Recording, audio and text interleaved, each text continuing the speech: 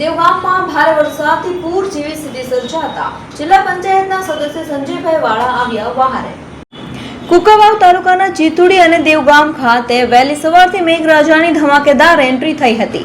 ભારે વરસાદના કારણે એક મકાનની દીવાલ ધરાશાયી થઈ હતી। ચીતુડી ગામની શેરીઓ નદીની માફક વહેવા લાગી હતી। ગામની સ્થાનિક નદીમાં ઘોડાપુર આવતા વરસાદ થવાથી વાતાવરણમાં ઠંડક પ્રસરી હતી। વરસાદ થવાથી જનજીવનમાં રાહતનો માહોલ જોવા મળ્યો હતો।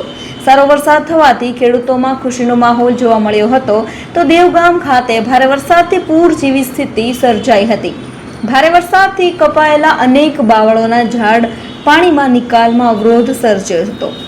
આ સ્થિતિમાં તાત્કાલિક જિલ્લા પંચાયતના સદસ્ય સંજયભાઈ વાળાની આગેવાનીમાં સ્થાનિક લોકોએ તાત્કાલિક બાવળના ઝાડને હટાવીને સરાહનીય કાર્ય કરવામાં આવ્યું હતું।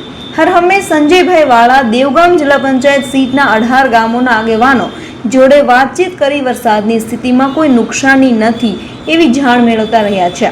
જિલ્લા પંચાયતના સદસ્ય સંજયભાઈ વાળા હર હંમેશા ગામ માટે હંમેશા કાર્યરત રહ્યા છે।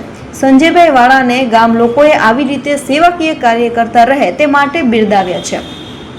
જિલ્લા પંચાયતના સદસ્ય સંજયભાઈ વાળા હર હંમેશ ગામ માટે કાર્યરત રહ્યા છે।